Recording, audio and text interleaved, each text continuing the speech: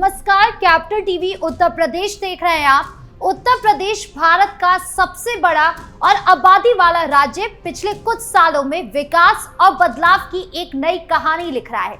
2017 से जब से योगी आदित्यनाथ ने मुख्यमंत्री का पद संभाला है, यूपी ने आर्थिक तरक्की, सुशासन और कानून व्यवस्था के क्षेत्र में ऐसी उपलब्धियां हासिल की है जो पहले कभी नहीं देखी गई। पहले यूपी को बीमारू राज्य कहा जाता था, जहां बिजली की कटौती, अपराध और भ्रष्टाचार की खबरें आम थी, लेकिन आज यही उत्तर प्रदेश देश की दूसरी सबसे बड़ी अर्थव्यवस्था बन गया है और निवेशकों के लिए एक चमकता सितारा बन चुका है।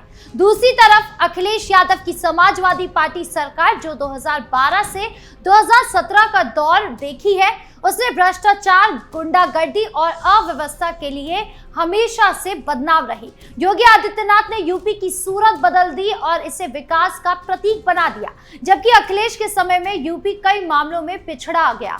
आइए जानते हैं कि कैसे योगी सरकार ने यूपी को नई ऊंचाइयों तक पहुंचाया और अखिलेश का शासनकाल यूपी के लिए क्यों एक खोया हुआ मौका बन गया।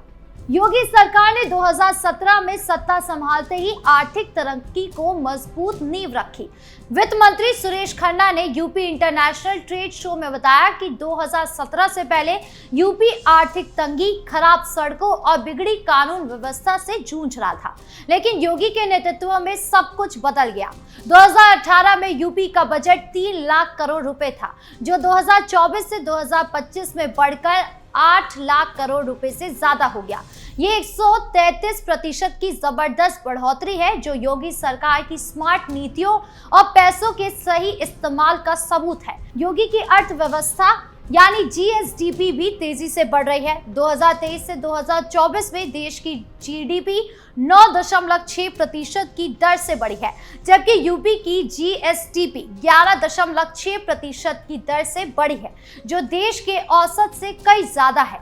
योगी सरकार ने 2024 से 25 के लिए 32 लाख करोड़ रुपए का जीएसडीपी लक्ष्य रखा था, जो यूपी को 2029 तक $1 ट्रिलियन की अर्थव्यवस्था बनाने की दिशा में एक बड़ा कदम है। दूसरी तरफ अखिलेश यादव के समय यानी 2012 से 2017 में जीएसडीपी की बढ़ोतरी सिर्फ 6.9% थी, जो देश के औसत 7.1% से कम थी। हालांकि अखिलेश के आखिरी 2 साल में लखनऊ मेट्रो और आगरा लखनऊ एक्सप्रेसवे जैसे प्रोजेक्ट से थोड़ी रफ्तार बढ़ी, लेकिन इन पर भ्रष्टाचार और ज्यादा खर्च के आरोपों ने इनकी चमक को कम कर दिया। कानून व्यवस्था में योगी सरकार ने क्रांतिकारी बदलाव किए। सुरेश खन्ना ने कहा कि संगठित अपराध को जड़ से खत्म करने और कानून व्यवस्था को मजबूत करने के कारण यूपी में 15 लाख करोड़ रुपए से ज्यादा का निवेश आया है। विदेश निवेश एफडीआई में यूपी देश के नंबर 1 है, जिसमें 3700 करोड़ रुपए का एफडीआई अब तक आ चुका है। निवेशकों की मदद के लिए निवेश मित्र और निवेश साथी जैसे ऐप बनाए गए, जो निवेश को आसान और पारदर्शी बनाते हैं। यूपी इंटरनेशनल ट्रेड शो जैसे आयोजन यूपी के कारोबारियों को दुनिया के सामने ला रहे हैं, जिससे यूपी के सम्मान को वैश्विक बाजार में पहचान मिल रही है। इसके उलट अखिलेश यादव के समय यूपी को गुंडा राज के लिए जाना जाता था। उनकी सरकार पर आरोप था कि उन्होंने कुछ खास लोगों और समुदाय के अपराधियों को खुली छूट दी, जिसके कारण निवेशक यूपी से दूर रहते थे। मिसाल के तौर पर रिलायंस जैसी बड़ी कंपनियां यूपी के दुकान खोलना चाहती थी, लेकिन हिंसा और अस्थिरता के कारण उन्होंने यूपी छोड़ दिया। अखिलेश सरकार में भ्रष्टाचार और गड़बड़ियों ने कई प्रोजेक्ट्स को अटका दिया, जैसे आगरा लखनऊ एक्सप्रेसवे, जिस पर ज्यादा खर्च और खराब क्वालिटी के आरोप लगे। योगी सरकार ने छोटे और मझौले कारोबारों यानी एमएसएमई को खूब बढ़ावा दिया।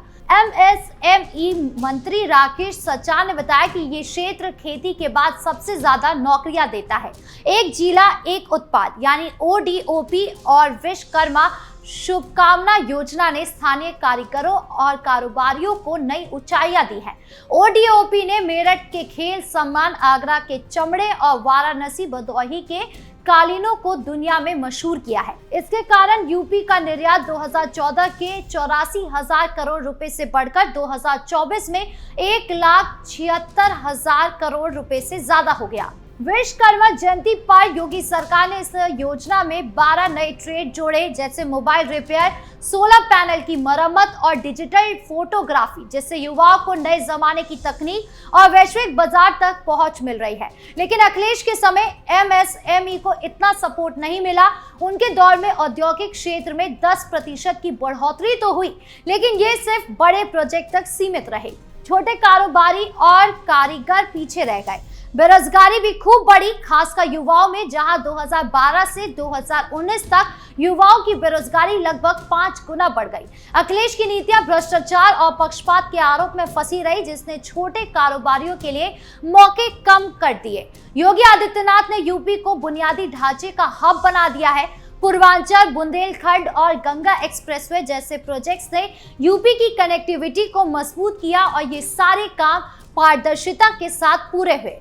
गोरखपुर में 635 करोड़ रुपए की परियोजना का उद्घाटन और 4 लेन सड़कों का निर्माण इसका सबूत है। योगी सरकार ने यह भी सुनिश्चित किया कि सड़क बनाने में लोगों के घर ना टूटे और मुआवजे में 4 गुना सड़कें रेट दिया जाए। शिक्षा और स्वास्थ्य में भी कमाल हुआ। 67 विश्वविद्यालय, 5,842 कॉलेज और 3,268 ITI बटा ITC ने पढ़ाई का ढांचा मजबूत किया। इंसेफेलाइटिस जैसी बीमारी को काबू करने में योगी सरकार ने गोरखपुर जैसे इलाकों में मृत्यु दर को कम किया है। वहीं अखिलेश के समय कुछ प्रोजेक्ट्स जैसे लखनऊ मेट्रो शुरू तो हुए, लेकिन देरी और भ्रष्टाचार के आरोपों ने इनकी चमक फीकी कर दी। कई प्रोजेक्ट्स अधूरे रह गए और खराब कानून व्यवस्था के कारण निवेशक और पर्यटक यूपी से दूर रहे। योगी सरकार ने सुशासन और वित्तीय पारदर्शिता को अपनी सबसे बड़ी ताकत बताया।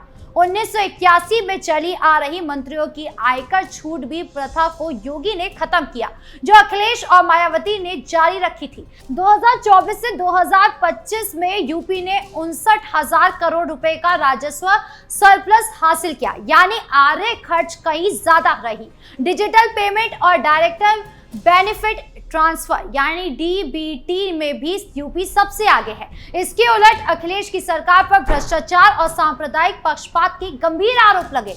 उनके समय में दंगे और कानून व्यवस्था की समस्याएं आम थी, जिससे निवेशकों और आम लोगों का भरोसा तोड़ा। योगी आदित्यनाथ के नेतृत्व में उत्तर प्रदेश ने विकास, सुशासन और कानून व्यवस्था में ऐसी उपलब्धियां हासिल की जो पहले कभी नहीं देखी गई। 8 लाख करोड़ रुपए से ज्यादा का बजट, 15 लाख करोड़ का निवेश और 1,76,000 करोड़ का निर्यात इस बात का सबूत है कि यूपी अब तरक्की का प्रतीक है। दूसरी तरफ अखिलेश यादव का शासनकाल भ्रष्टाचार, गुंडागर्दी और अव्यवस्था की कहानियों से भरा रहा, जिसने यूपी को पीछे धकेला। योगी सरकार ने न सिर्फ यूपी को आर्थिक ताकत बनाया, बल्कि इस दुनिया में नई पहचान दी। ये साफ है कि योगी आदित्यनाथ यूपी को एक समृद्ध और सुरक्षित भविष्य की ओर ले जा रहे हैं, जबकि अखिलेश यादव का दौर एक खोया हुआ मौका बनकर रह गया। आपके इस पूरे मामले को लेकर क्या राय है, कमेंट बॉक्स में जरूर बताएं। धन्यवाद।